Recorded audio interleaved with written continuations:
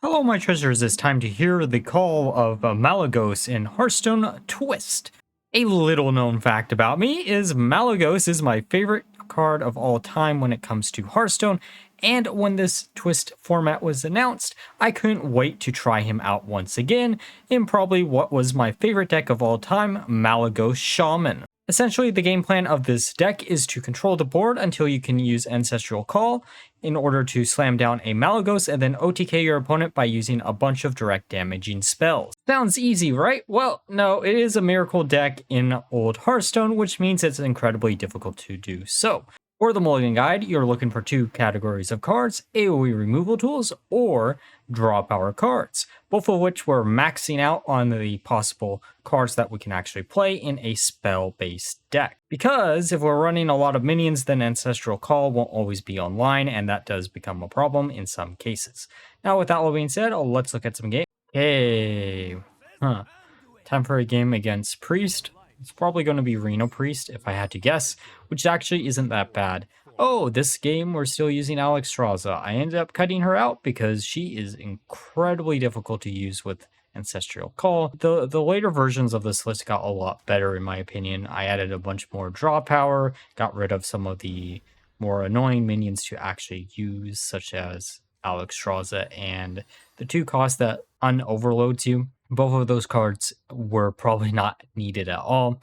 The overload really wasn't needed because you also do have Lava Shock as a way to unoverload yourself by a bunch too, and you usually get at least 1 mana discount on it. Okay, that's not a bad card to draw into. The nice thing about this is it is going to be a slower matchup, so we should be able to actually get the OTK off pretty quickly. We do also have Malygos in hand, which is really, really nice, as long as they don't have Dirty Rat. I don't know how many priest decks in Twist are using Dirty Rat, but at least they don't have a lot of ways to get additional copies of it in Twist. Almost want to coin out Farsight and then Ancestral Knowledge next turn. I guess we could Ancestral Knowledge this turn and then coin out Farsight. Or, yeah, actually, let's keep the coin. Okay, 2 cards. Elemental Destruction probably isn't going to be that useful in this game. I think I'm going to keep the coin for turn 4 so we can just slam down Emperor real quick. They'll probably have a way to instantly deal with it, but as long as we hit like 2 targets that we really, really want to discount, then we're good. And we are already hitting 2 cards. We're hitting both Ancestral Call and Lava Shock, both of which are really good to hit. Though I would love for some more direct damaging spells right about now. Alright, this almost makes me want to say it is going to be Reno. I have no proof, but it probably is. Hey! I mean, that's 3 spells now, so that's actually really nice. That's actually probably the weakest spell to get there, but let's just hero power. Then we might coin out next turn. I don't know. Sometimes I do, sometimes I don't. I kind of want to draw an additional card just to... I mean, whatever we draw off of Farsight is probably going to be 0 mana, so it's not going to matter too much. Alright, hey, we have a use for the Elemental Destruction now. Feral Spirits. I think we're probably going to end up coining out. Yeah, let's slam this down. I know they're going to instantly get rid of it, which is fine. I do kind of wish he was still a 5/5, but I get why he isn't. What cards they're discarding there, or discounting there. Now, there is a Priest OTK that I really would love to try out too, but I have way less Priest cards and I don't really want to craft another deck. I have ideas for other things. This month is going to be jam-packed with Rogue, though. I will say that. I hate to say it, but Rogue probably is going to be the majority of this month's content. I went from never wanting to play a Rogue deck to actually having so many little Rogue ideas. This format is so good for ideas too. Thought Steel, well, I mean, it is our deck. So all those cards are going to be really useless. We have, as long as we can live for an additional turn or two, we should be able to finish them off. Sure, we're going to be overloaded by a bunch next turn, but like, the second that we can slam down Ancestral Call, we're good. We're just good. Unless we draw into Alex Straza. which may become a problem. But yeah, let's just pass it back. I don't think there's much that they can do here. Now, how much damage do we have in our hand? We have... Okay, actually, it's how much damage and how much mana do we have. Okay, now we definitely have it. We probably had it that turn too, but because we'll Ancestral Call, we'll use Lava Shock, and then we'll use everything else. I mean, we could also just do it in the opposite order too. As long as we get the shock off before we run out of mana. That taunt isn't going to do anything for you, buddy. Behold the might of magic. We're gonna shock you out of this game and crackle a bit to OTK. Okay, time for a game against Mage. Let's see what they have in store for us. The Ancestral Call and Emperor isn't the worst starting. We also do have the Finder's Keeper as a way to get extra damage, I guess. Yeah, we'll probably go for the Crackle. The weapon could have been useful too, but Crackle. I just like having additional ways to get damage in case we need to use it for removal or something. Because sometimes it does sadly happen. I mean, we did just get another AoE there, or a AoE. And I think this is final version of the deck. I think this version doesn't have Alexstrasza in it anymore, and I think it has both Mana Tides, if I remember right. Makes the healing wave a little less consistent, but it still works pretty well. Keeps you alive for an additional turn. There's also maybe some merit in trying to make this deck work by making it Reno. But I don't really want to stick Reno in every single deck of this format, because there's a lot of wacky combos that would be just like, yeah, you could run Reno, because you don't need multiple copies of individual cards. There's enough direct damaging cards that you probably would be able to OTK your opponent still, and there are enough ways to generate additional cards. You could try out a Reno version.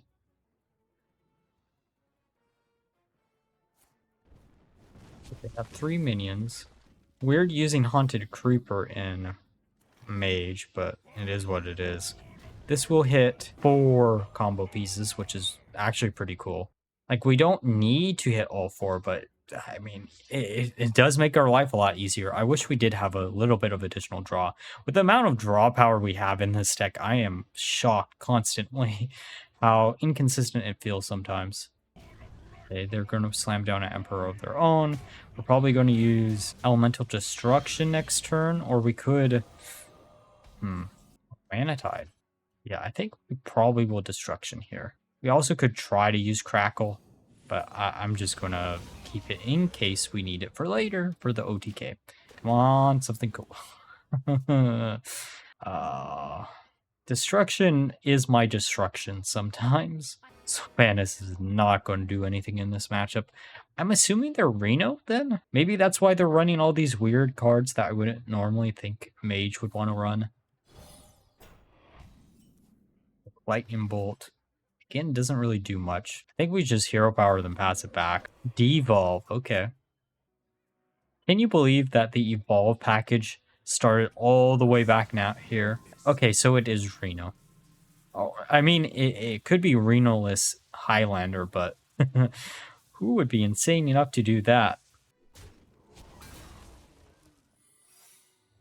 But yeah, there's so many like nostalgic cards. Holy shit. I am looking so much forward to spending the rest of this month doing a bunch of other stuff. Okay, perfect. And then we can just taunt up and then hopefully hit a taunt. Hey, name a more iconic duo. Not and the taunt totem. Am I right? Also, the other thing I realized why this deck feels a little less consistent than the previous version, you no longer have the chance of generating a 1 spell damaging totem, which means this feels a little bit... Oh, that is... Oh, okay. So do we want to draw another card, or do we want to get rid of the board?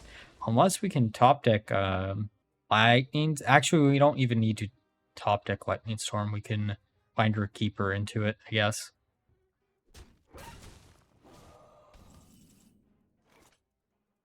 Or we're gonna top deck into it anyways. I'll take that. I guess Fork Lightning. Again, another example of a card that just has too high of an overload cost for no apparent reason. Like, it annoys the hell out of me that they were, like, in theory, by overloading by a lot, you should get a lot of advantage. Oh, hey, there's our Diamond Lotheb. Isn't he pretty? Truth be told, I had him before this twist format came out because I found out you could get one, and I think I was 2 cards off since I had disenchanted only some of the original Naxxramas adventure. Ancestral Call doesn't do anything right now. I almost want to just slam down Lotheb in case we draw into Malygos. Because if we draw into Malygos, we just win the game, basically. Okay, Bran. What are they branding into? Oh, Yogg! You know, I have a signature rare of Yogg that I need to make use of at some point, but I'm trying to think. I kind of do want to make Mage, but at the same time, I kind of want to try out a different class instead. I know I did craft the Mage version of the list that I theory crafted. Get rid of yourself. Yeah, there you go. Yogg betrays himself. And then they explode for 1 damage. Oh, 2 damage. And he doesn't keep on going. Okay. Farsight into Cross Shock. The amount of single target damage we have in hand is kind of funny. And hey, speaking of which, we got our Taunt Totem back. I'm actually kind of shocked we haven't drawn into Lava Lash either. Okay. Oh no. Oh no, that could be really, really bad. That could spend the end of the game. Ugh. Please don't draw Mally. Please don't draw Mally. Literally anything but Mally. I don't really care what it is, just anything but Mally.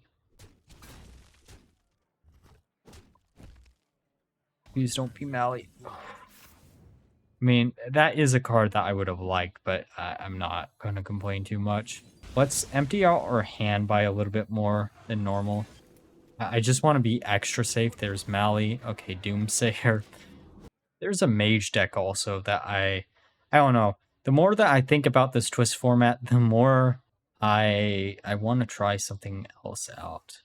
Or at least something different than my initial theory craps. Oh! Oh! If only we had Lava Shock. I mean, Lava Shock would just let us win the game, right? Now, okay, so how do we want to do this? We could Crackle. What's better, the Storm or Fire? Okay, so we want to keep some damage here. We have a Crackle and we have a Frost Shock. And now they're Ragnaros. That is definitely a deck that I really want to try out. I know they randomly generated it, but using something like Ice Block to keep yourself alive with the hero power and then have a bunch of AoEs and such could be really, really fun. And then armor up. I don't know how you'd armor up that much in Mage back then here. Dirty Rat. Sorry, Dirty Rat's not going to do anything dirty. Ah, Reno. Reno isn't going to do anything either because your max is 8. Sorry to tell you that, bud. Alright, we just need 1 more direct damage. That's all we need. And that does it. Let's crackle our way to victory. Goodbye. Alright, time for a game against Druid. So it's probably going to be some type of Jade, if I had to guess. Actually, this opener doesn't look too bad. Actually, probably should have kept the Elemental Destruction here, but it is what it is. Honestly, if I had to choose between see, so much draw power. There are times where this deck feels like we need more draw. Okay, it is just Jade Druid. That's fine. The Ancestral Call. Ancestral Knowledge is going to give us the knowledge of what we need. And this is the version where I was using Manatee Totem, at least one of them. Eventually, I ended up cutting out the Alexstrasza for the second one. Because Oh, never mind. It wasn't the Alexstrasza I cut out first. It was the one devolve I did. And I'm trying to remember what I also cut out. Oh, Alexstrasza was for Lotheb. Just in case we would get OTK'd by another Malygos OTK deck that could keep us alive for an additional turn. It just felt a lot stronger. Let's use Farsight. Hopefully we can get something cool. Lightning Storm, that is the perfect top deck. Though we will not have the mana next turn for Emperor, which kind of sucks, but it is what it is. We'll slam down one of the Mana Tides, probably. We also have to be really, really careful in this matchup because they could be using Naturalize, which could mill us. Oh, that's actually another deck that we could maybe try out. Some type of mill. Oh, never mind. We don't have to be careful anymore. We essentially have the entire game plan in our hand. Okay, all we have to do is get rid of Alexstrasza and Emperor, then we are good to go. Yeah, this is the exact reason why we needed to be a little bit careful with what we're burning, but Finder's Keepers is actually a pretty good card. Getting rid of a Lightning Bolt isn't technically what we want to see, but they'll probably attack into this with their 4/4, I'd assume. Maybe they'll Hero Power, then attack with their 3/6. Okay, there's Jade Spirit. One more AoE would be really nice as a top deck. I mean, I guess we put down the Mana Tide. As much as I want to use something like Feral Rage, we probably don't want to. Oh, I guess we did. That was actually a mistake. We have basically, okay, the problem is we have full combo, and we might not, or we might have to take the 50-50 split. Staghelm. Man, I regret that. It's not even regret. I'm angry that they decided to rotate that card out before supporting it. It's one of those cards that, why did they bring it back last year for standard? It never got any support. Oh, Elemental Destruction. Probably not what we want to do here. Actually, we could do Elemental Destruction and then use one of the Lava Shocks here too. And probably a Lightning Storm. Yeah, might as well. And then Hero Power? Why not?